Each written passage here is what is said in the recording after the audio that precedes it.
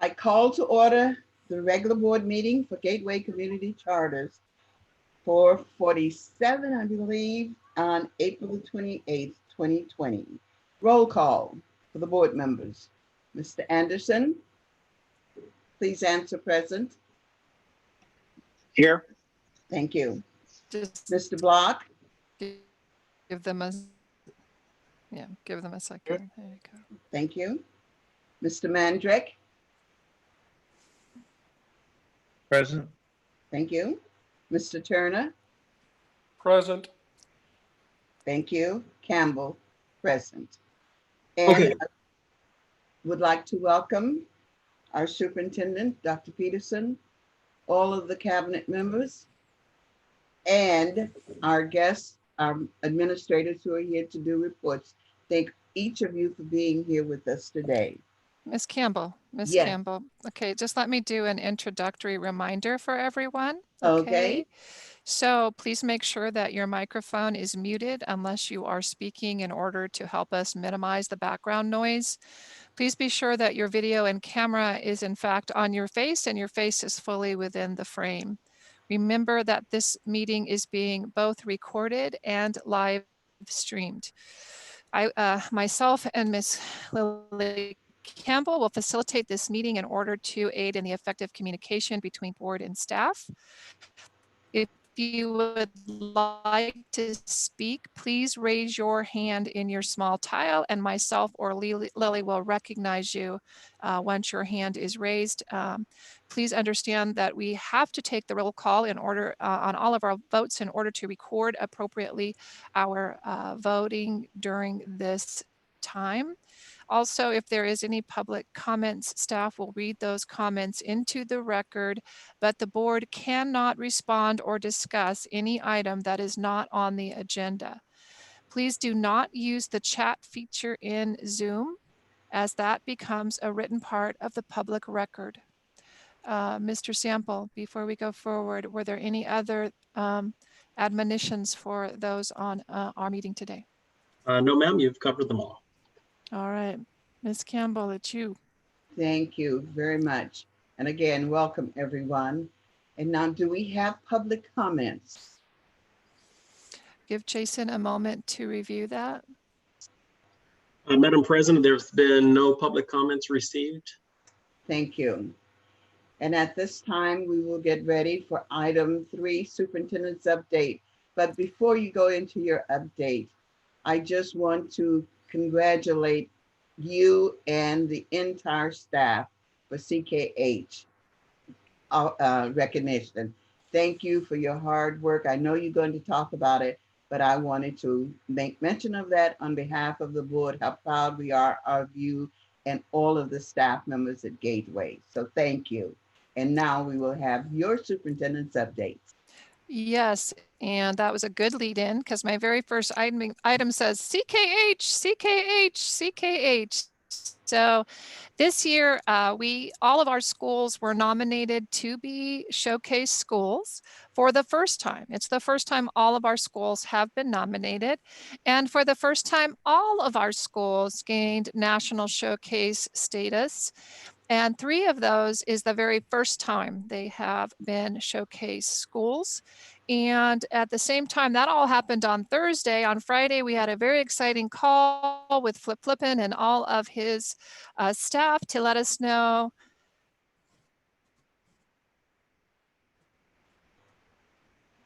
that we were, I'm gonna cry.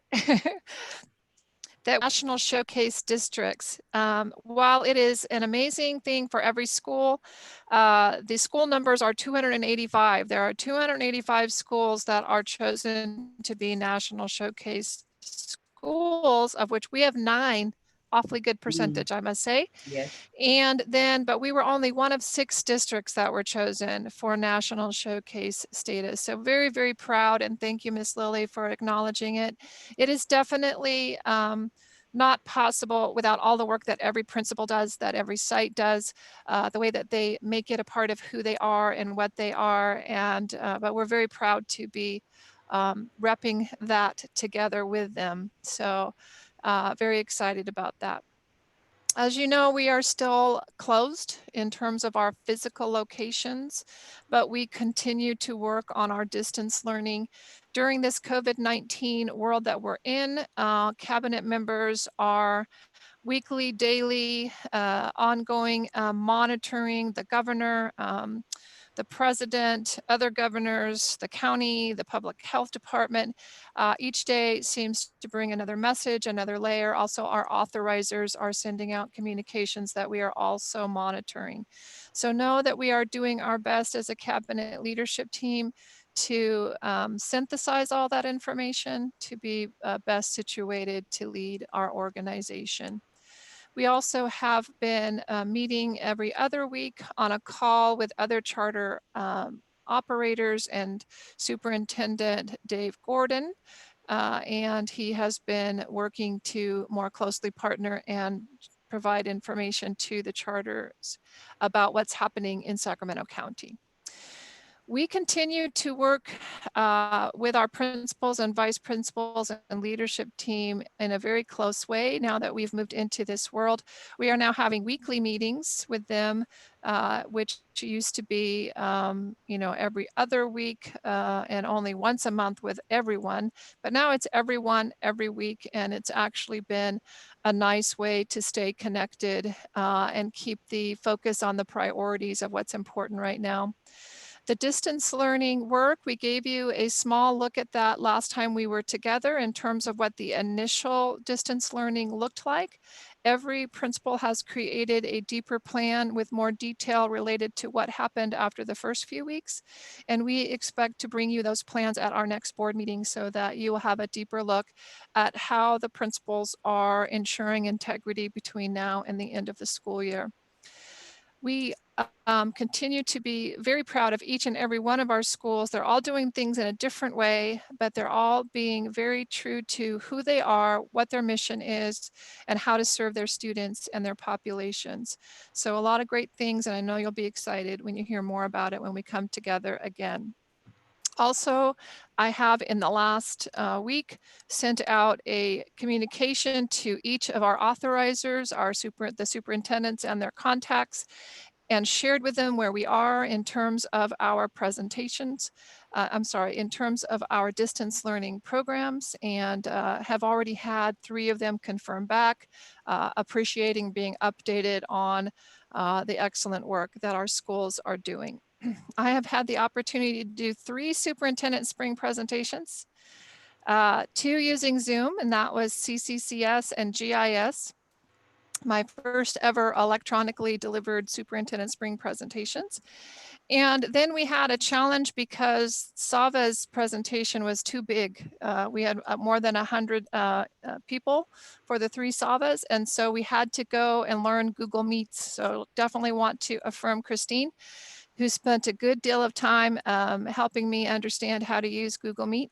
And very excited, took a screenshot of all those 120 plus participants online as we were doing the Sava superintendent presentation. It wasn't quite as warm and fuzzy as I would have liked, not nearly enough hugs and shaking hands, but I think it's going to be a while before we get to experience those. But I think overall it was a good experience. Have obviously at least 6 more, 7, 8 more left. So we'll keep you updated. The only other one that exceeds the parameters of Zoom would be our COA elementary program, which may also have to use Google Meets. So we have attended a number of things, including AB 1505 renewal updates from legal, all kinds of things around HR and the HR effects and outcomes based on COVID. So we're really trying to stay on the cutting edge of information. Along with that, we also have financial information we've been tracking. I know I had a meeting, a webinar today that Michael Fine from FICMAT was on, and a number of other state level leaders from PACE and the American Institute of Research. Definitely want to be sure we're all understanding things aren't looking good next year, right? There's no presentations on this today. There will be more. But both Mr. Business and I are hearing from our variety of experts that we can expect a number of difficult things next year. Lower enrollment, lower revenue, possibly fewer students on site each day, which adds to additional costs. And people are beginning to use the term Great Depression rather than recession. I only tell you this not to depress you, but to make you aware. Mr. Business and I may be really coming to you with some tough information about certainly the multi-year, but definitely even next year. So principals are being forewarned that no expenditures that are not necessary will be considered while we figure this out. Okay, a lot is unknown. Doing a lot of work with equity. Jason and I have attended a number of webinars in the California Association of African American Superintendents Professional Development Series. There's been some, they have 30 scheduled. I think we've done the first about 9. Some really good information to help us in our equity work. And by the way, we were excited to hear 2 things today. Dr. Pedro Noguera, who's been a key part of that professional development, was named the Dean of USC today or yesterday. And today in social media, we learned that Adonai Mack is the new equity director for AXA, which both are really good moves that I think will add to the conversations. Yesterday, we had the Charter SELPA CEO Council, which was also full of good news, and I'm being sarcastic, because obviously when there is state level cuts to funding, there's also going to be state level concerns about funding for special ed. So basically the tough message was expect to still have to do everything that you've been required to do on less money. Right? Nothing's going to change in the compliance, but you're going to get less money for special education. Along with that, we also have been continuing our work with the CALSA group, doing executive leadership group. Jason and I have done that work. It's kind of coordinated with the work of Michael Fullen and Lyle Kurtman. And we have one more, I believe, of those left this year, Jason. And we continue to, I've been working to really work on connectivity during this time. And so I've been having smaller group meetings with each of the leadership teams just to continue to create relationship and connectivity with no real agenda other than relationship. And it's been a very positive thing. It's been very nice to hear what people are struggling with personally and professionally, and to kind of, recognize people's humanity right now, right, with compassion. We have started back up Crucial Conversations because this is, I think, the 21st cohort. It might be the 20th.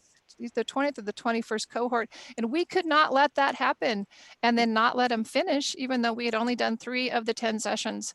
So we have found a way, again with Christine's help, because it took some leaps and bounds with technology, but we have begun our Crucial Conversations plan for the end of the year using Zoom. And so far, so good. Using breakout rooms and other things, again, not at what we would want to do, but pretty darn good as a backup to what we would want to do.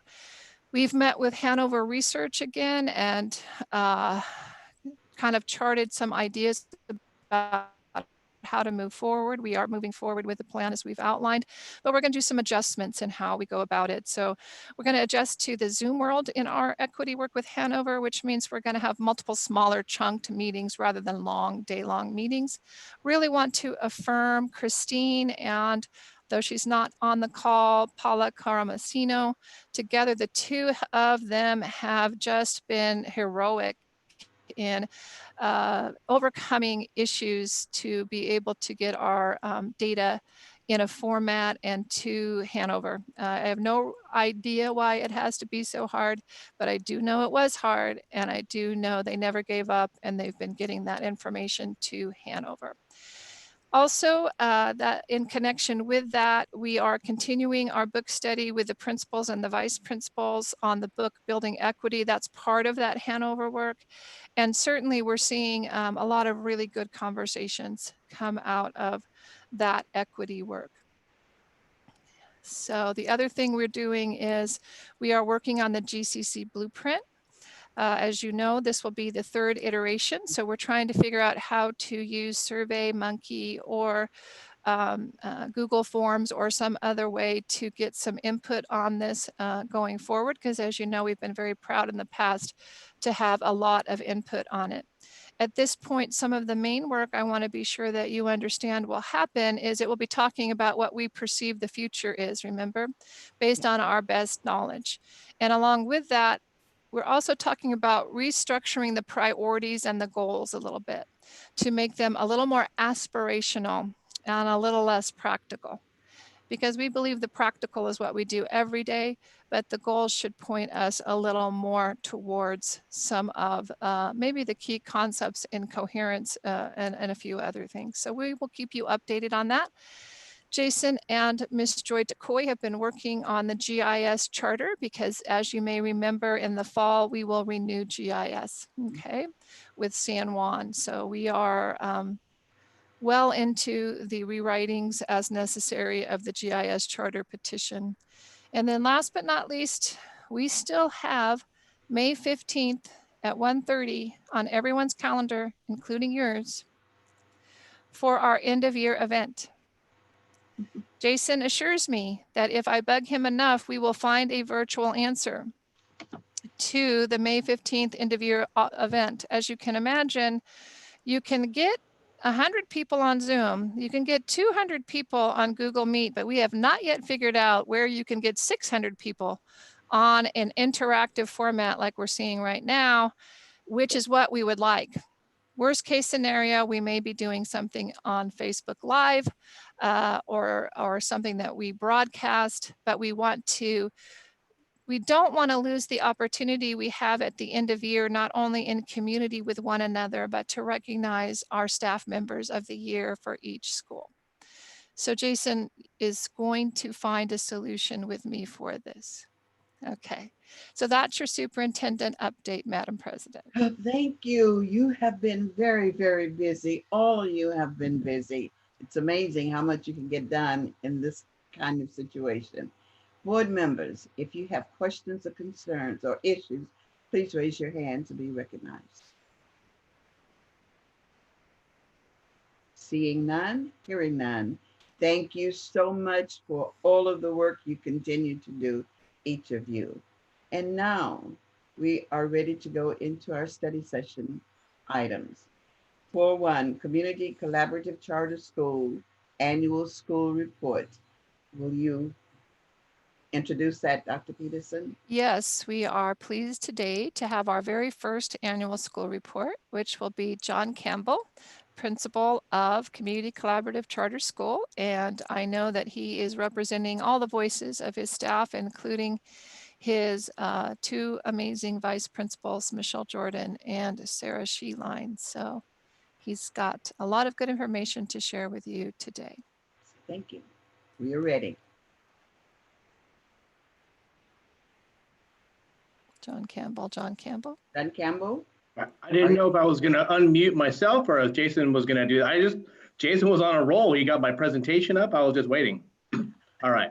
Well, good afternoon, board, Dr. Peterson, GCC cabinet, staff, other virtual guests. I know we have a few CCCS staff members on here. Thank you for giving me the opportunity to talk to you about some of the great things going on at Community Collaborative Charter School. And also thank you for giving me the opportunity to wear a tie for the first time in probably at least like 6 weeks. So it's pretty exciting to have to figure out which tie I was going to wear today. So, all right.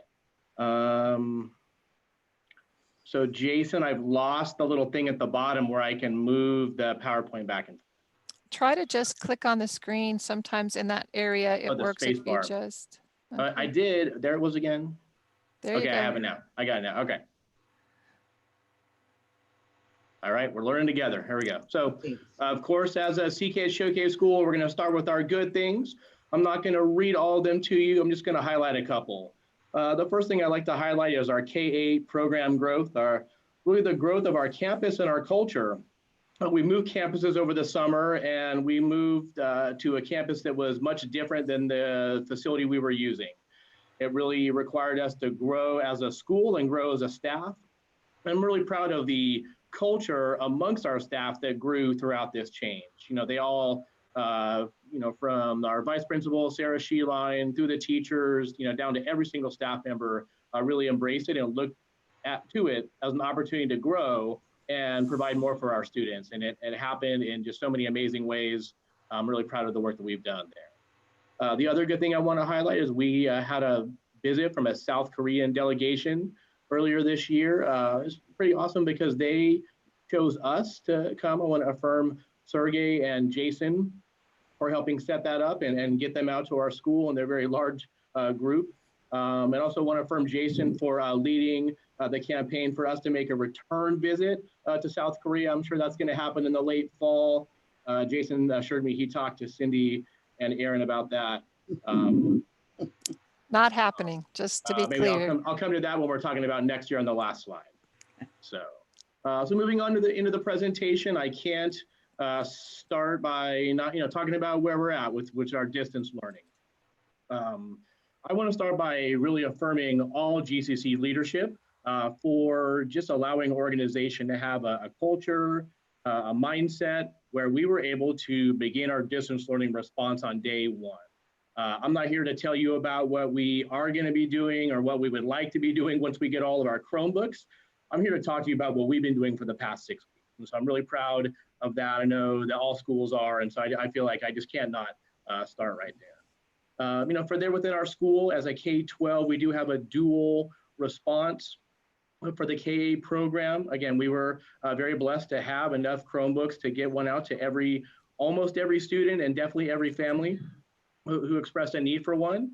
And we're able to set up some expectations for parents, protocols for teachers, and make sure that we were communicating and connecting with students' needs on an ongoing basis. For us, the biggest part of this plan and kind of our ongoing challenge is making sure we're meeting the needs of the students when it comes to equity. CCCS, like many GCC schools, strives to serve an at-risk or an underserved student population. And so these needs are just exponential in a time like this. And so I'm really proud of our staff. We call them the care team, who are reaching out to parents and students that are not connecting and not judging them, but working to provide resources to make sure they can join the program. For our high school program, a little bit different. As a school that was already using an online learning platform, our ability to have students just engage more off campus with some teacher virtual engagement wasn't as much of a stretch compared to their usual process. So we set out some basic guidelines and took some time to prepare teachers and give students a little bit of a breaking in period. But at this point, we are expecting students to work and complete as much work as they would within reason when on campus. We understand that we're not going to be, decreasing students' grade and holding harmless for their grades, but we're really trying to make sure that they are engaging and learning as much as possible to lessen the impact that they would possibly have returning in the fall. One group we're paying close attention to and really trying to treat with a high level of sensitivity are our upcoming grads. And really our policy is we're doing everything that we can to ensure that these students have access to resources needed to graduate this school year. Next, I'm going to move on to supporting student learning and academic outcomes. I'd like to affirm Mike Bloomquist, who put together our data dashboard for this year. I think board members minimally have access to that. I took 2 or 3 slides from those presentations that I feel is going to allow me to highlight for you some of the positive academic indicators at CCCS. The opportunity here is that we need to get some of these arrows on the red and the blue, not just the yellow, orange, or red. The positive is that in all 3 of the indicators, you will see that we've increased the number of points for the standard. And so to me, it shows some incremental progress and shows that some of the small things we're doing last year are starting to take shape. And we see other evidence of that in other areas as well. Some colors I can't see, but all right. Moving on with student academic outcomes, I'm showing you some data from our most recent Renaissance learning testing. There aren't going to be any data points available at the end of the year. So what I have for you is just our mid-year growth. And in in reading, we grew in all areas. We grew in all grades except for one. And in math, we also grew in all grades except for one. Both of those grades were in our K-8 program, and I bring that up because the number of students in those grades is much lower, between 12 to 15 per grade level, much less significant number than if that was the high school number, grades 9 through 12. But we are definitely committed to creating academic growth in all areas. And so we definitely were able to focus a little bit on those groups this year when we got that initial data and provide some interventions to them in our before school program using our Title IV funding. I want to affirm Michael for helping me find creative ways to spend that money. Last slide here, I want to talk about graduation rate. This is the reason that we are in CSI as of this year. We will be in CSI next year. At this point, we did make a 10.6% increase, as you can see here on the top bar, which is good. I want to affirm the work of Dr. McCormick and Mike Gillespie for the work they supported us through last year with our initial root cause analysis and identifying some of the internal things that we could do to make sure we were documenting things in areas correctly and making sure we were having a good impact on that number. And then the work we did through our coherence process this year that you're going to hear about was our next step in the action plan that we created through our root cause analysis. Last part of our academic programs I'm going to highlight is our growing and kind of evolving CTE programs.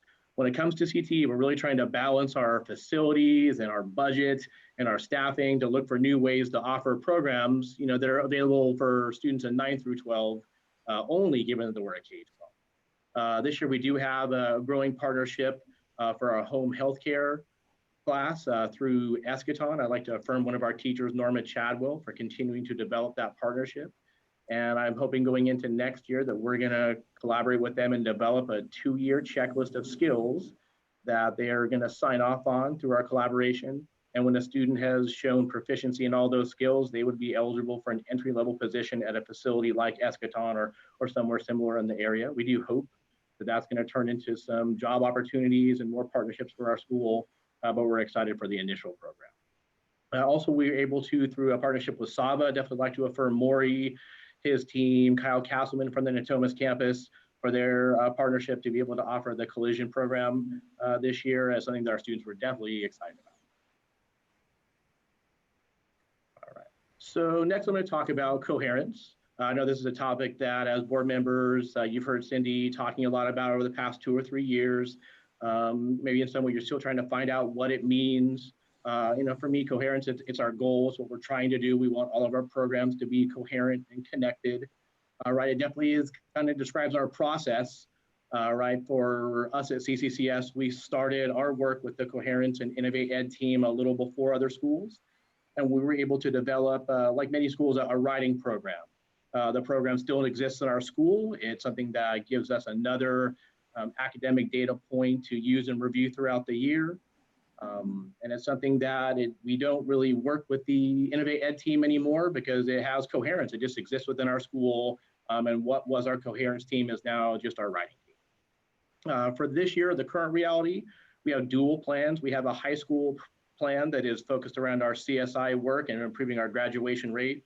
And then we have a plan at the K-8 program because we identified that the needs for those populations were different. And you can see here that our K-8 program focuses on literacy and evidence-based writing, and our CSI program focused on what we call block credit achievement, which we saw as a lead indicator or an indicator that would allow us to identify a student's progress toward graduation at the middle of the first semester, not the middle of the second semester where it's too late for many potential interventions. So, and then from there, all schools that begin work, you're going to hear a lot about the development of our coherent instructional framework. I would describe this as comparable to the GCC blueprint.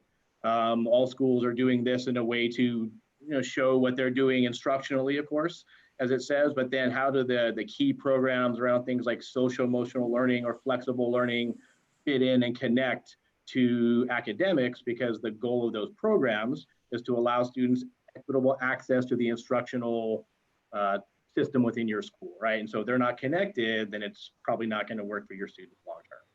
So I'm sure you'll hear more about that going into next year. All right. Next, I want to turn the page of my notes and talk about our safe school environments. And I've broken this down into two categories. First is about our culture, and then about our facilities and how we use them to offer the programs. All right, so I just mentioned a couple of times social emotional learning. You can see the model here from Castle and the 5 pillars. And this is something that we have done some initial work and will continue to do to talk to our staff about when we're looking at those programs I was mentioning that we're offering for students and how they're connecting to their needs and supporting their ability to engage in our school. There are some examples of that for when it comes to self-awareness. We're trying to make sure that we celebrate students and diversity in our school. When we're trying to work with students on being able to self-manage or have relationship skills, we have created partnerships with organizations like Stanford Youth, where they have counselors and other support, social workers who come into our campus and work with individual students, groups of students, students and families, and really whatever capacity that we identify as going to be best for students. And so we're really trying to make sure that those programs are connecting with this matrix, as well as are connecting with what we're developing in our coherent instructional framework. As was mentioned in the beginning, being a CCCS Showcase school, 3rd year, and hopefully for many years to come, part of an organization that's a CCCS Showcase district, just allows us to build upon the great things that we're able to do for students. The second part of school environment really is around our facilities. I mentioned before that we changed facilities at the K-8 campus. We also changed facilities going to the Firehouse campus this year. And in both cases, we're trying to look at ways we can use flexible learning or make each of our spaces a place that maximizes our ability to serve students. Something tells me we're going to be doing a lot of new and interesting work in that area going into next school year.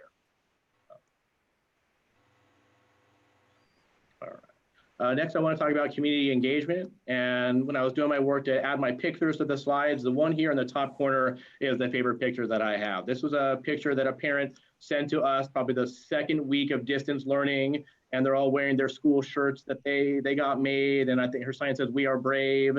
Vola, mom there, is one of our most proud parents. And to me, the fact that that was sent like the 2nd week really shows that our parents were engaged right away. And to me, it's just a testament to what I talked about back in the beginning with the culture we have growing at the K-8 campus. So, we want to engage with our parents and stakeholders, and we do that in a variety of ways. Have the school site council listed. We have parent events and school workshops like you can see pictures of.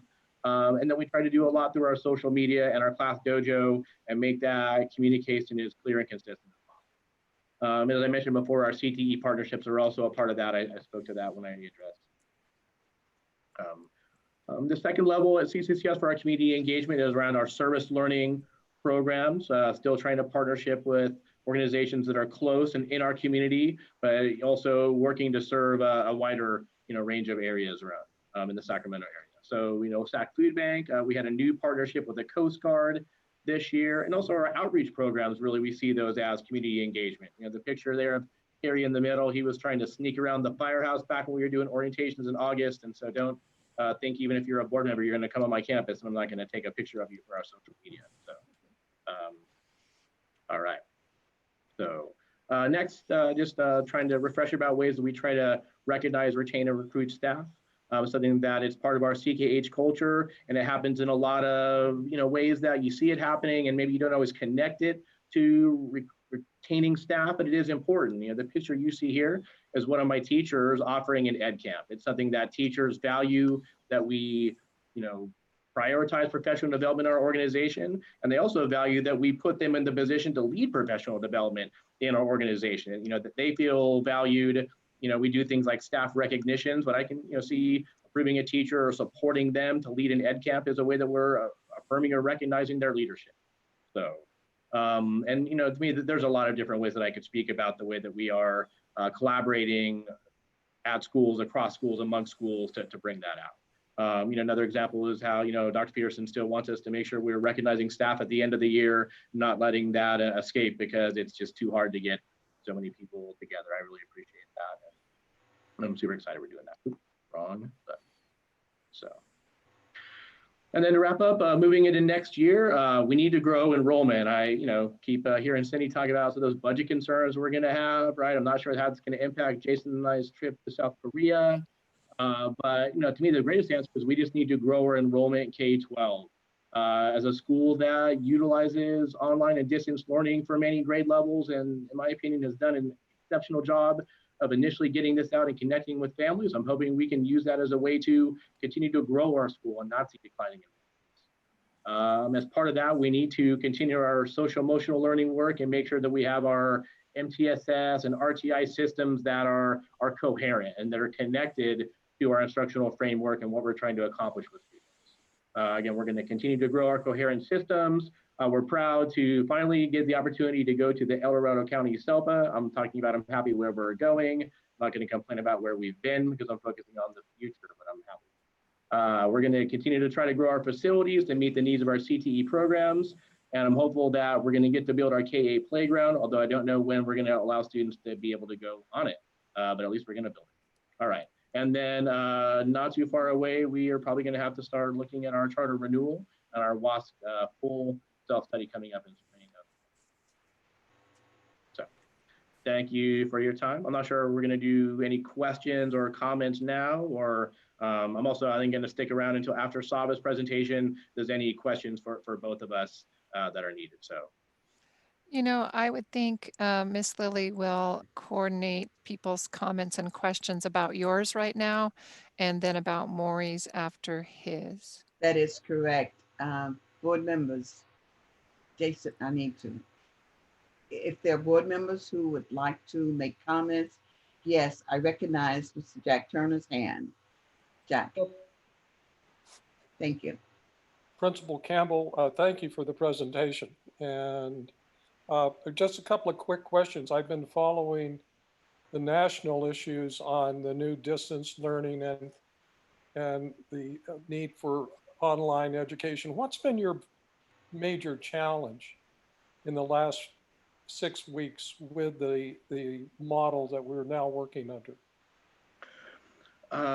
For us, it's working to make sure we're connecting with every student. In the beginning, Dr. Peterson just asked me to give her the blunt truth of percentages of students who were connecting, who were kind of connecting, and who were just not connecting, and then wanted to know about that third group and what we're doing. And we're really trying to make sure that we are coaching staff at all levels who are reaching out to them to treat them with empathy and understanding. We don't want to judge their situation. We want to support their situation because we really don't know. Right. I think I see it in my own staff members and how they're dealing with this situation based on their, family situation and personal life, which are changing throughout. And so we also are trying to keep in mind that just because a family started off all right when we first passed out those computers, well, maybe mom and dad lost their job during spring break, and that's why we haven't heard from them. Or, there's a lot of reasons out there. So just trying to continue to push that support to the kids that are struggling to connect. And making sure that we're doing it in a way that respects them and their personal situations, and then providing resources when we identify what those situations are. Well, thank you very much. One quick question also, your new program on the collision and auto repair, are you partnership with some local business? Well, that partnership actually, that's a SABA program. And once they've opened the Natomas campus, we had an opportunity to use our school SUV and drive students over there on Friday. So it's new to us, right? I think the SABA has done that for a couple of years. Maury can probably answer that one a little bit more. Jack, it's interesting that you asked that question because I had written down information to ask about the collision auto repair. You had an asterisk there, and I wanted to know why and how, or what was the program about. So I think you answered that question. All right. Do we have other board members? I have one other question. Any other board members? John, thank you so much for your presentation. Yes, ma'am. Have you thought about what would happen with graduation? And maybe this is a question that we will talk about later on in terms of students who will be graduating.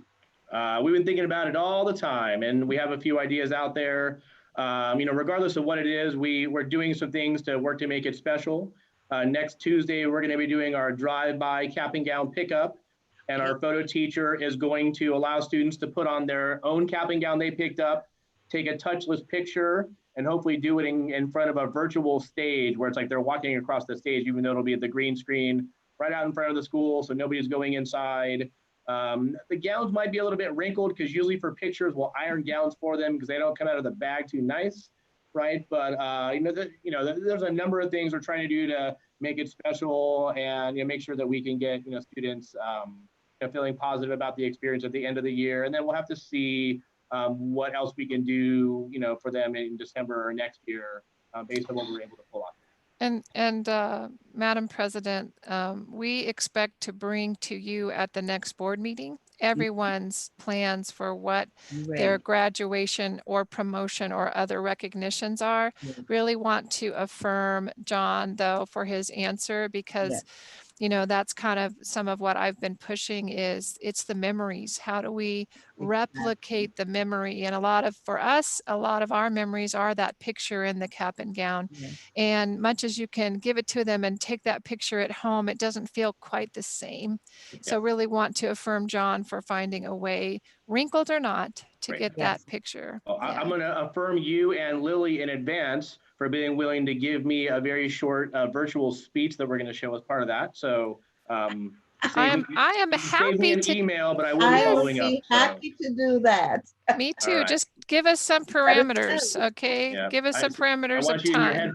all your headphones and all your books, Cindy. Yes, all there. Great. Okay, I'm in. I'm in. All right. Thank you so much for your presentation. Thank you, Ms. Summer, for being here with them and anybody else I missed. But thank you. Great presentation.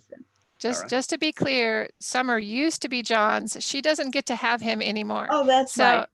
Yeah, so Summer and Ashley are here with Maury. I'm here with Maury. That's it. Well, thank you anyway.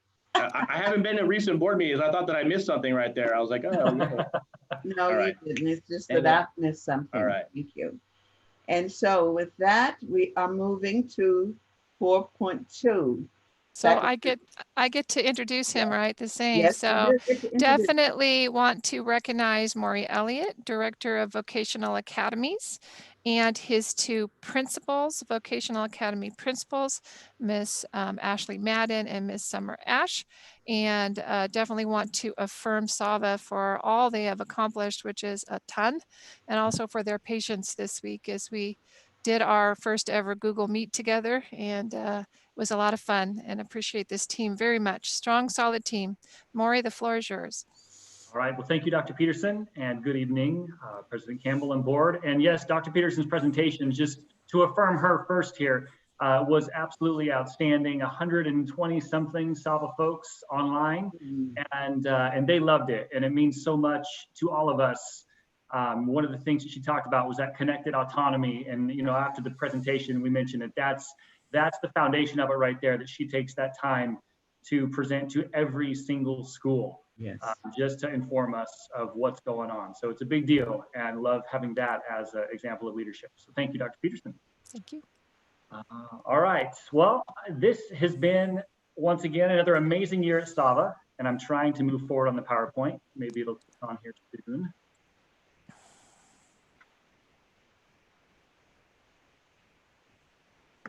Maybe. I'm getting nothing, Jason. We'll just go with that. Thank you. All right. So as always, going to start off with some good things, and maybe I'm going too fast. You went too fast. I'm not even touching it. Let Jason be your driver. I'll start with good things as he's getting back there. So 3 things I really want to share with you tonight that were just amazing this year. First off, Ashley and the CT team wrote over $1 million worth of grants that we'll be receiving over the next 2.5 school years. And that is especially going into these, the upcoming year where we just don't know what finances will look like. These dollars will help us continue the momentum that we've had over the last few years in our CTE program. And we're very excited to just see what opportunities those dollars create. Second, presentations at multiple different conferences. I think over the last 18 months, our entire administrative team, from myself to my principals to the campus principals, curriculum coaches, and quite a few teachers have presented at multiple conferences, not just locally, but throughout the state and the country, to share all the good things that we've been doing for kids and opportunities that we've been creating. And it's amazing to see the response that we get from people in the audience when we share what we as GCC and SAVA get to do for kids. So very proud of our whole SAVA team for that. And then I also want to highlight 1,000 Strong. I've talked about this the last 2 years at my end of year board presentation, and the momentum with this program, it keeps on growing. This year, we are one of 5 key partners coaching kids in this 1,000 Strong program. There are currently 150 students citywide in paid internships through 1,000 Strong. SAVA has 20 of those kids. That is a huge percentage, and that is more kids in internships in that program from our school than any other school in the Sacramento region. So very proud of the work we're doing there to put our kids to work, which is one of our key goals, preparing them for life after high school. And then last, down below, I don't have a picture, but the 2020 Power and Alliance Powering the Future Award. We were notified just a few weeks ago by the Power and Alliance that we are going to be receiving this annual award that they give out to a community member that makes a big impact in growing and helping support the growth of the economy, specifically in the Powering Corridor. And we've got over 800 students that we serve and that we give career training to, and they've noticed that, they've recognized it. And in October, we are going to be recognized with that award at a huge, hopefully a huge get together at State in front of a whole bunch of really, really important people. So that'll be a great way to keep showcasing what we are doing. Wonderful. Moving on to distance learning, as John said, that's really where we have to start today. And Jason, if you want to bump that slide up, it still didn't give me the opportunity to do that. Because we're a hybrid model, it's about 50% work done in class on campus and 50% already done through distance learning at SAVA. When we had to make this transition, it was quick, it was smooth, and not to say it was perfect. It was not perfect, but we were ready for it. Our model is set up to do this type of school, to lead this type of education, and our staff was ready to run with it and support our kids. Just as John said, we never took a break. The first day that we were officially closed, school was running. Kids were in class, kids were learning, and we're very proud of that. All of our students had access to technology. We've been one-to-one with Chromebooks for the last 3 years. And not just Chromebooks, but Khajiit hotspots. So we have hotspots that we also lend out to kids, just like Chromebooks, if they are in need of one. So not every student has one, but every student that needs it takes home a Khajiit hotspot. And we actually had extra sitting at campus when we went into this distance learning phase. So students that said, hey, you know what, being that I'm going to be home all the time, I need that extra access, we were able to provide that to them. So we were very proud of just the program in general, the way our teachers reacted to be able to just say, hey, you know what, this is a change, but we're going to roll with it, and we're still going to move forward. We're still going to progress. Just as I think everybody within the GCC is, we're utilizing Zoom for most of our meetings now, and Google Classroom is the platform that we're using to house all of our distance learning classes. We have made sure, I guess one of the special things about SAVA is that we have such strong student support teams that include the teachers of record, the site administrators, the counselors, the social workers, the student support specialists. And as we put this plan in place, just like John spoke to, we do it with an equity focus, making sure that we're providing opportunities for every single student to be successful. And the supports each student needs, it always looks different. But we've got these teams put together that are committed to making sure students have the resources, have the social emotional support, everything they need to be able to continue to progress in their education. We are almost, especially at our Sac City sites, our biggest sites, close to 30% of our population are students with disabilities. And it was very important to us that we ensured that these students with learning disabilities have all the supports needed. And I want to affirm Summer specifically at the site level and Chris at the GCC level. Those two really are key in heading up all of our special education support. So they've done a fabulous job. And I can confidently say that no matter where a student's coming from, no matter what their challenges have been, our distance learning program, although not perfect, is built to serve every single student. When we look at distance learning and CTE, again, it's been amazing to watch our staff and teachers work, to watch Ashley lead. This was not easy. CTE is built around hands-on classroom-based learning. It is an ag shop, it is an auto shop, it is a diesel mechanic shop. It's a construction workshop. So it's hard, I won't lie. It's not easy, and it has not been without its challenges, but our staff, just like we hope to drive into our students, grit It takes grit and resilience to figure out how to shift your mindset as a teacher, doing what you've been doing for years, and find ways to continue to serve kids. Right now, all of our CTE classes are functioning weekly, just like normal. There are at-home lessons and projects. I've got two quick examples with pictures here. The top one with seashells and toilet paper, that's a photography project for one of our students. And the bottom one is obviously a culinary project. So students are still working, students are still learning, and they're progressing. We're very excited just to see what we learn through this distance learning process and how maybe we take pieces of what we learned this semester and next year when we're back at site can incorporate even more learning for students through continuing some pieces of our program through distance learning. One of the major challenges with CTE and distance learning will be the articulations with the local community colleges. There are requirements built in for a certain number of hands-on hours in the lab, in the shop, in the construction workshop for these articulations to be official and for students to earn college credit. And I know Ashley and our CTE team, as well as all the other schools in the region that are articulated with Los Rios, are working hand in hand with the college to figure out what these articulations will look like and what the new requirements will be. And we just don't have an answer to that yet, but that's one of our key priorities in trying to figure out, because the kids that are taking those classes, part of the reason they took them were to get those college credits under their belt before they graduate. And we want to do our best to make sure we still provide them that opportunity. So overall, distance learning, we are learning a ton. We believe our kids are learning as well. And we look forward to the challenge. I mean, that's one thing Sava's always been ready for, is a new challenge. And I think we have really stood up to the challenge in a very successful way. Moving on to GCC Priority 1, Student Learning and Academic Outcomes. Going to first give you a little bit of a summary with our CASP results from the last 2 years, and then our graduation rates. I'm going to move me forward, Jason. So we've had a couple ways to look at this data. One, there's obviously some room for growth. Specifically in math. Historically, Sava's math scores in CASP have been very low, and they continue to be low. And we've got some strategies I'll refer to in a minute on how we are going to look to increase those next year. One of the huge wins I want to celebrate this year was the growth in our ELA scores. We went from a 17% proficient number in the 2018 school year up to 33% last year with our Twin Rivers school. So a 16% overall growth in ELA.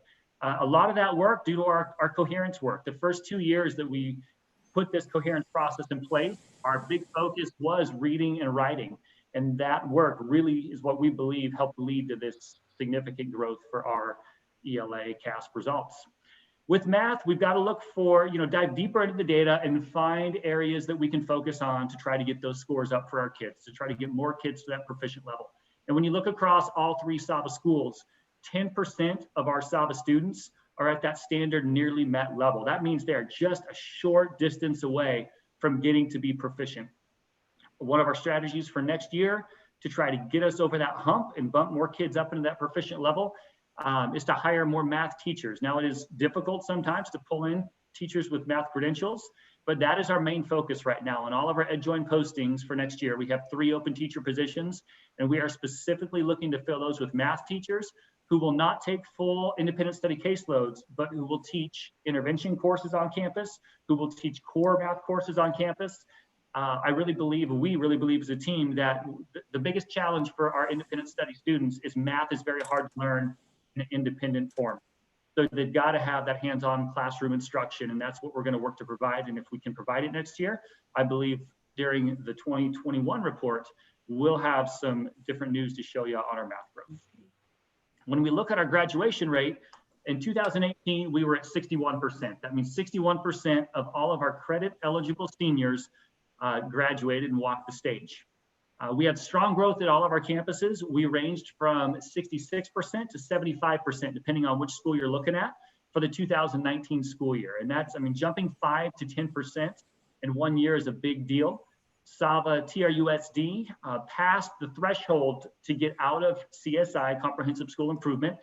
They went from the 61% to 71%, so a full 10% growth in a year, which is a huge success.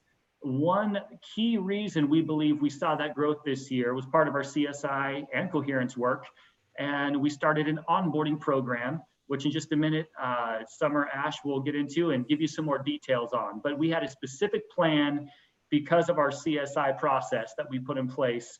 We did a root cause analysis, identified some key factors in students not graduating, and then created a program to try to turn that around. And Summer will share more. So this time I am going to pass it on to her to jump into more of our Coherence work. All right, thank you, Maury. So Coherence is really around, bringing clarity and shared outcomes.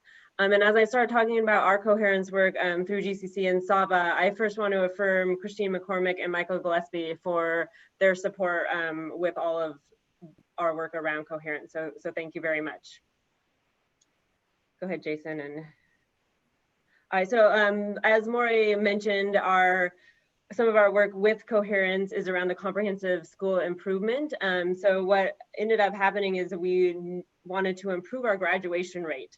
So our Coherence team looked at data and found that students that are enrolled with SAVA and then decide to leave SAVA do that within the first 30 days of enrolling. So we really saw through that data that we needed to capture those first 30 days and prepare students better to go into being independent learners. So through the Coherence work and the Coherence team, they created an onboarding program. This onboarding program is 4 days per week for 3 weeks. So any new student that enrolls starts this program right away. They take ownership of their work and they take ownership of their graduation plan. And the students have to earn their independence to get out of the onboarding program. Already this year, we started it at the beginning of the school year, and already this year we've seen tremendous positive data. 94% of our students are still enrolled this year. That's our new students that joined onboarding are still enrolled. 88% of the students enrolled have positive attendance for onboarding. So that's adding more days, adding more hours to their time on campus, and we're still having that positive attendance. And then students that complete onboarding earn an average of 12.5 more credits than onboarding students. So just really great data already being shown from the work that we've been doing with this. I just really want to affirm Kyle Castleman for leading this program with his staff at the North Market campus. They've been instrumental in fine-tuning our program for this onboarding piece, and we are looking to have it at all of our other campuses. If not already, they've already started, but also starting next school year. Also, another piece of our Coherence work is our coherent instructional framework. I know John talked about this in his presentation, but I just want to emphasize that, it's all about, our instructional framework is all around student learning. And you have your curriculum, your assessments, and your instruction, and they all play pieces within each other to help support student learning. So when we're looking at our instructional framework, we want to make sure that our teachers know the curriculum that we're using, know what assessments to use, knows what instruction that they can use and pull from to make sure that our students are learning. And when we talk about our cycles of inquiry, that's where this instructional framework is a living document. So if an instruction practice or a curriculum or something isn't working, we want to take that out of our instructional framework. Or through our cycles of inquiry, we see a specific tool is being used and it does work and it does provide positive student learning. We want to make sure that it's in our instructional framework. So it's an ongoing, ever-changing document that'll help our teachers with student learning, and we're excited to continue that work. We don't have a product finalized to show you right now, but we are getting there this school year. And then we move on to GCC Priority 3, maintain a safe and healthy learning environment. That includes our social emotional learning, our capturing kids' hearts, and our equity. We are very excited to announce that we are a CKH Showcase School for 4 years. We just found that out, last week that we made it this year. So that's very exciting. We have SEL teams and mindfulness rooms at all of our schools, which is amazing to see our students using those programs and making sure that they're having those rooms to go to and have available for them. And then we're really starting our equity and cultural responsiveness work at each of our campuses. I want to affirm Tara for really paving the way for us. She's really done some strong work around this with her campus and our leadership team, and that work has went out to the rest of the campuses, and we're just really excited to move forward with the equity work that GCC is bringing to us as well. So we're excited about that. So thank you. And then we move into student support teams.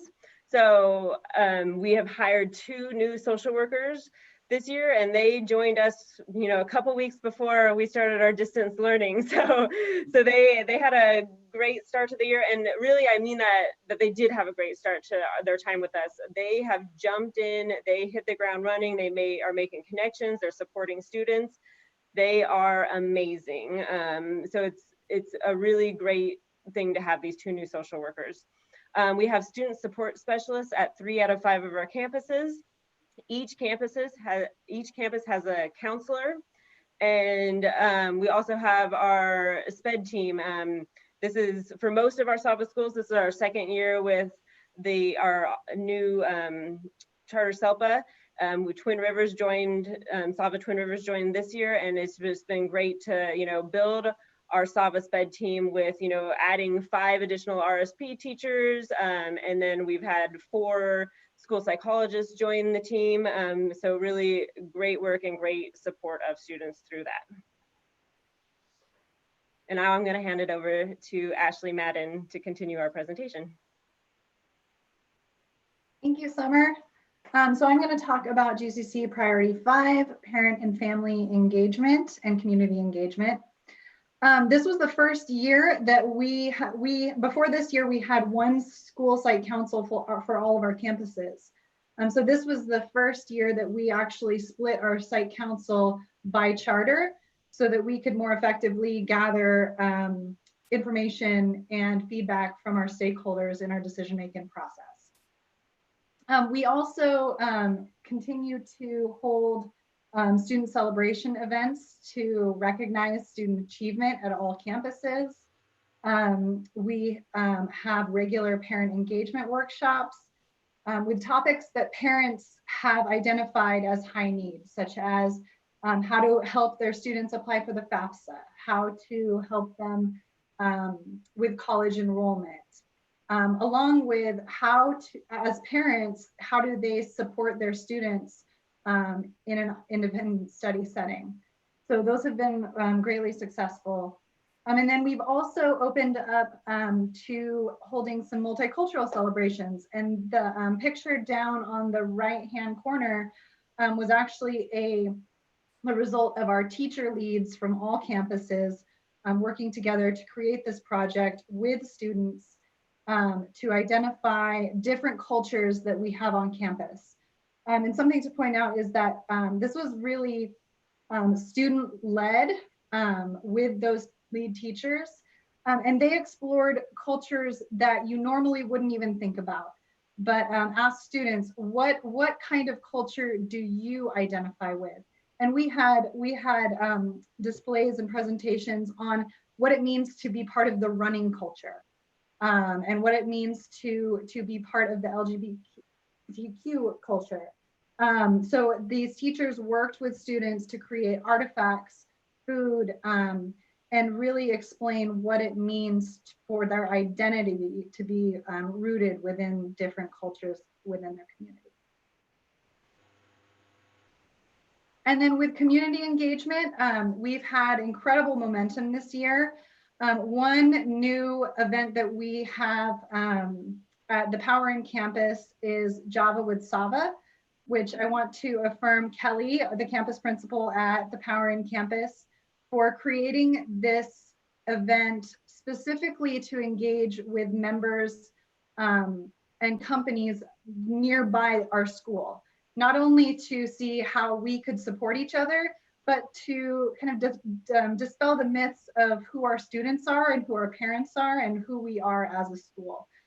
So we've had incredible engagement with that, and I know her whole staff has been involved with that ongoing event.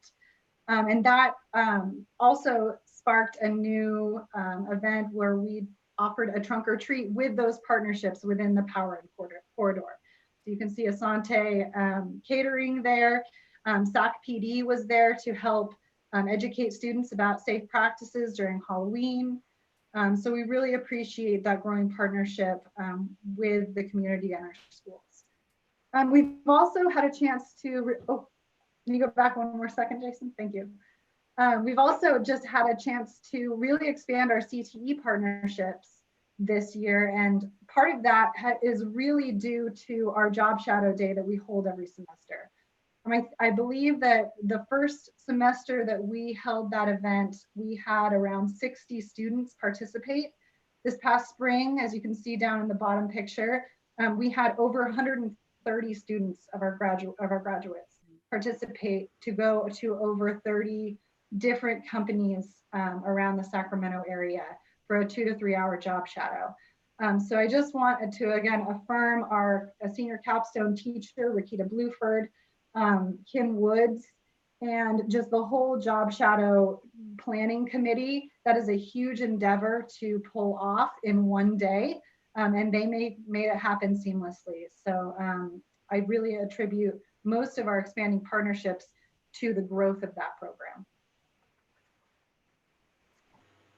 All right, and then moving on to GCC Priority 6, recruiting, retaining, and recognizing quality staff. A practice we've started just recently this year was involving more staff and actually students in our hiring processes. And I felt like we all continue to learn so much through this process, but really having a student perspective on an interview panel for a teacher is a perspective that you don't often get. And it's so valuable. And the students learned a lot, the teachers learned a lot. And it was just a practice that we'd really like to see continue going into next year. I also just want to affirm the GCC as a whole, the board, Dr. Peterson, cabinet, for continuing to value GCC employees by ensuring that our salaries are competitive so we can retain quality people. So thank you for making sure that those positions are at the forefront of your minds as we go into serving students. During this distance learning piece, you know, as we feel more separated, our staff has actually expressed that they are even feeling closer than ever via you know, opportunities like our Zoom meetings. And then the addition of the Slack app that Rick Reyes, I want to affirm you, if you're out there, for just starting piloting that Slack app with the Elk Grove campus to maintain those connections and that collaboration. For those of you who don't know, Slack is kind of an online workspace where you can have different channels set to direct different topics of conversation and collaboration. So that has spread throughout all of our campuses and all of our programs and has been a unique way to maintain connection during this distance learning time. And then I just wanted to throw out there to affirm our staff, our SAVA staff has really, they're innovative in ways to keep morale high and keep connected.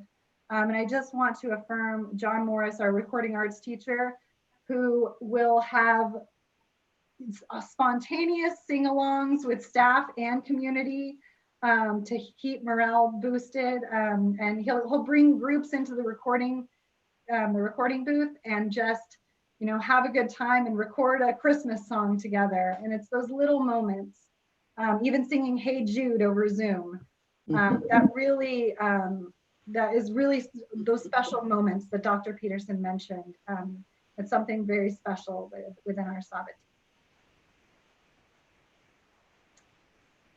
And then recognizing and appreciating our team. I feel that SAVA specifically, but GCC also in general, has a culture of growing leaders from within our organization. Mhm. And we do that through allowing staff to attend and encouraging staff to attend conferences, to present, like Maury mentioned earlier, and to bring that learning back to lead our own PD every week. And so it's events like RISCon event that our independent study conference that we have with CCCS every semester to share those best practices and have those staff rise to the occasion and be the leaders in those moments of their learning. And we continue to honor Staff of the Month for exhibiting different GCC core values. And of course, our coherence work leading from the middle. We really are at a place with our coherence work where there are groups of teachers and staff who are starting their own cycles of inquiry outside independently because they want to try something new that they think will bring better outcomes to students. So just seeing them embrace and own that work is something that we're very proud of. And then I'm going to hand it back off to Maury.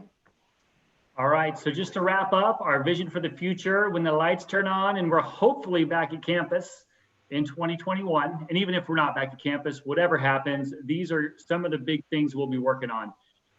Continuing to work on increasing our academic outcomes and graduation rates. We are looking to turn our current middle school program into a project-based learning program where students are really learning hands-on daily through different projects. And then we're hoping to take that, what we learned from creating that middle school PBL program, and going after some of the goals that are listed in the GCC blueprint, looking at the possibility of taking that PBL concept and turning it into a new seat-based PBL charter, still with a CTE vocational focus. So very excited about maybe bringing that up to the top of our priority list next year. And as we do all these things to continue to grow programs and provide opportunities for kids, making sure that we will do this with an emphasis on social emotional learning, making sure our kids have the SEL support that they need, the resources they need to stay healthy. And also looking at all these programs through a lens of equity, making sure that every single student that walks through the doors at any of the STAVA campuses has an opportunity to be successful in our programs. And then to sum it up, CDE model continuation school. You know, we have so many good things going on at STAVA. We really believe that we are a great model of a continuation type school for the state of California. And the CDE actually has a program where we could be recognized as a model school. We'll be applying for this over the summer. It's a very WASC-like process with a report and then a site visit in the fall. And it's my hope that next spring, they will select us, the CDE will select us as a model school, which will just, you know, affirm the work that our entire team does, that the GCC does, but also that will give us just even more clout behind what we do to serve kids as we head into that next renewal cycle for all three of our authorizers. That's really one of the main things behind that is it's another stamp saying you guys are serving kids, loving, teaching, guiding every day, doing what you need to do to make an impact in the community. So that's our plan for next year. And at this time, I'm happy to take any questions for, you know, myself, Ashley, or Summer. We're all here to answer any questions you might have. All right. Thank you so much, all three of you, for your presentation. And now I will ask if board members have comments or questions or affirmations. I'm looking for hands. Anyone? I see Mark. Mark. Again, both you and John did a great job of presenting. Very encouraging, and glad to see that the online distance learning is actually very effective in both schools. One of the things, Maury, you mentioned about the working with the colleges and the accreditation challenges of not being able to have hands-on workshop type things. Have you gone to the CTE national organization and asked whether there might be some of our counterparts out there that may be addressing those issues and perhaps have come up with some ideas on how to address that? Mark, it's such a local decision with the local community colleges that I hadn't thought of that yet. But honestly, Ashley and I will get together on that, because if other states and other college organizations have already figured that out, why not learn from them? So thank you. I hear you on that. The answer is I haven't yet. We haven't yet, but that's a good route to look for, and we can definitely go through ACTE to ask for other connections and contacts of folks across the nation who might have some solutions already. Well, and certainly while it is local, it is going to be a statewide even concern. And so other community colleges and high schools are addressing this. So it's finding out what they're doing, because it's the same conversation that happened about university and AP courses, and they did come up with guidelines. The harder part is I feel like the community college system feels a little more disconnected than, say, the university system. So the university system seemed to have kind of a more cohesive voice to find a solution. And as you've said, I think the local, the community colleges tend to be a bit more locally voiced, but I'm betting that they're having this conversation across the state right now. So. Any other summer, you had mentioned the onboarding program and the number of students that were still in the program, about 90%. How many students are in the onboarding program, the number? So for our North Market campus, that would be any new student that enrolled this school year. Okay. So that would roughly probably be around 70 to 80 students at our North Market campus. And they're the campus that really piloted this program this year. Some of our other campuses did start at spring semester implementing onboarding or some version of it. But we really hope to fully implement at every campus starting in the fall as well. Great, that gives me more. Yeah. Any other hands from board members? Well, I am not a board member, but I just need to remind Maury that if you are able to get those 3 math teachers that you'd like to get, that I still think that we are going to, for some time, be also wanting some component of that to be real-time math instruction online. Yes.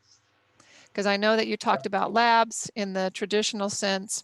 And yes, we will want as much as that allows.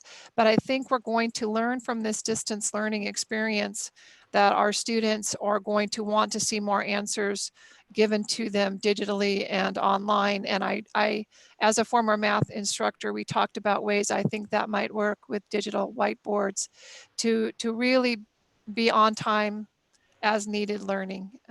So just a reminder. Yep, absolutely. Anything else from any board members? Again, affirmation to all of you, John, Maury, to all of the other staff members. Thank you so much for all of your hard work, the work that you're doing through these times. And we really appreciate you, appreciate your reports. Thank you, thank you, thank you so much for being here today and for the comprehensive reports that you all brought to us today. I can't thank you enough. I'm almost like Cindy. Tears want to come to my eyes, but I'm not going to do that. Thank you. Well, I'm just going to say too, you guys set a high bar for everybody else who's going to follow you. You did an excellent job tonight. Thank you. Thank you all. Happy to present and share. Thank you. All right, we're going to let you sign off. Okay, bye-bye. Site-based people. Thank you, thank you. Site-based people. Bye, bye. All right, we're still there. Okay, and so with that, we are now moving to our consent agenda items. Consent agenda number 661, adoption of the minutes of the April 16th meeting, personnel consent agenda items, purchases over 30,000, City of Sacramento lease amendment for the George Sim Community Center, 6.5 partnership agreement between Sacramento Academic and Vocational Academy and Sacramento Municipal Utility District, SMUD, and 6.6 revised GCC substitute salary schedule. I will now entertain a motion to adopt the consent agenda items? And Mr. Turner, Move approval. move approval. A second. Bruce, I'm sorry, I saw Bruce I'll hand. second. Second. I'll second. All right, we now open for discussion. Any discussions, any items that we just mentioned? Any discussion items? Mr. Block. I just want to know how you pull this off with George Sim. Jason has magic. He's just magical. That, and there's a financial crisis that's going to hit the city very deeply. Okay. Hearing none other, I will now do roll call for your vote for the consent agenda items. And please answer in the affirmative or negative, yes or no. Mr. Anderson, Yes.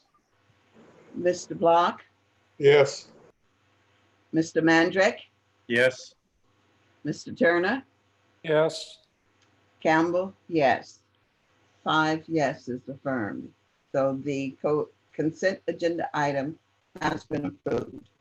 We will now move to item 7.7.1, business, special education resolution. Who will speak to that? Let's let Aaron Thornsbury, Mr. Business, speak to that. Okay. Good evening, board, superintendent, and any members of the public watching. I'm here to present a resolution for special education. This resolution allows us to maintain flexibility with the revenues that come from the El Dorado Charter SELPA within all of the GCC. The Charter SELPA allocates its revenues mostly on a per ADA basis between the different charters. And sometimes that doesn't line up with what the needs are for the different charters. I mean, you could have a charter with a lot more special ed enrollment than just, as a percentage of ADA than other charters in our system. And so this allows us some flexibility. It's a requirement of the SELPA.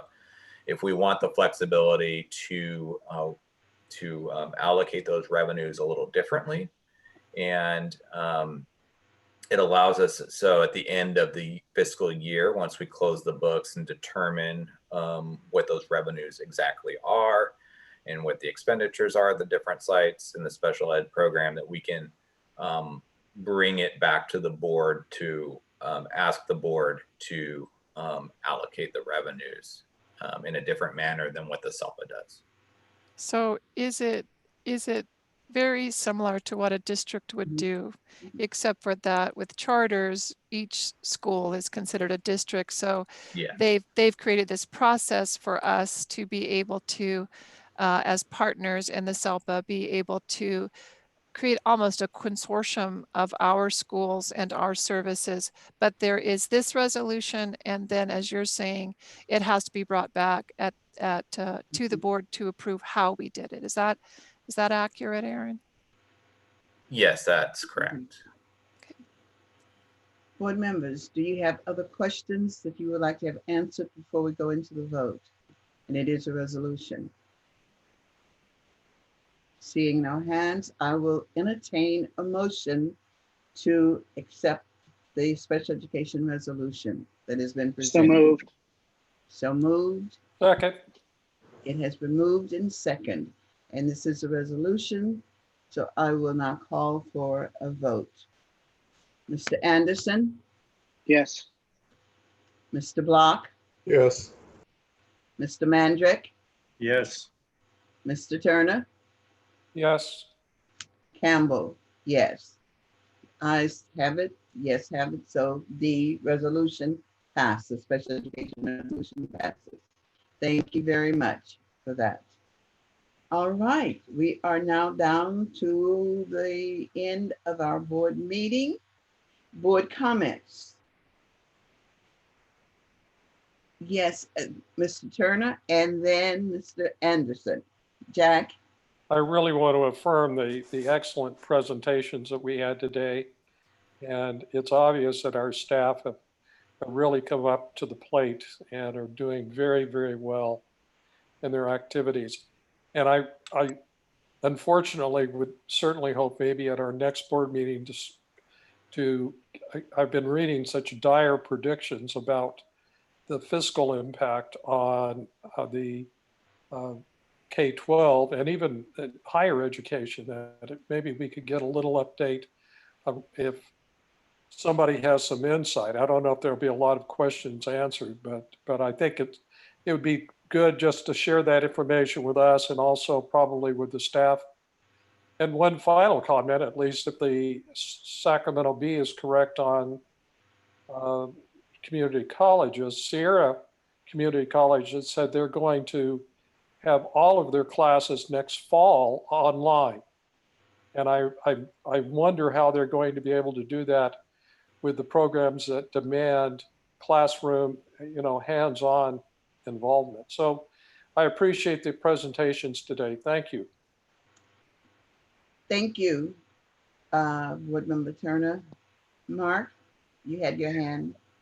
I also wanted to affirm everybody for all the hard work. It's obvious every time we get an update from both Cindy and staff that there's a lot going on and a lot of balls in the air, and you guys are doing yeoman's job to make it all come together and serve our kids.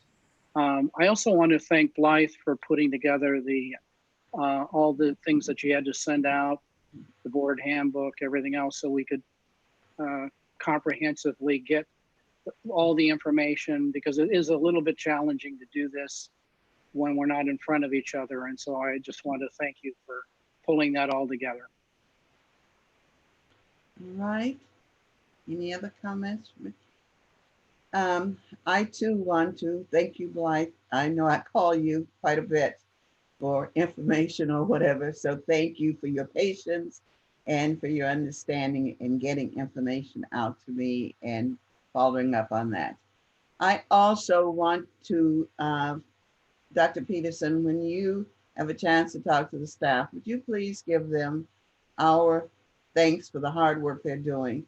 And I do miss not being able to go into the schools. That's the part of me that I miss so much, not seeing the staff and the students and being able to go on the campus. So please give them our acclamations and tell them how much we affirm them for the hard work they're doing. Okay, anything else, board members? Seeing no hands. Our next board meeting is like?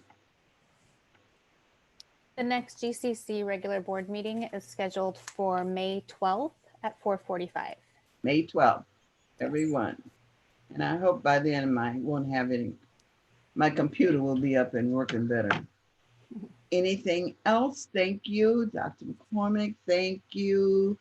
I'm missing names. Michael, Aaron, Ms. Jason. Thank all of you for your patience and being here and working with us. Dr. Peterson, we appreciate all the work that you're doing.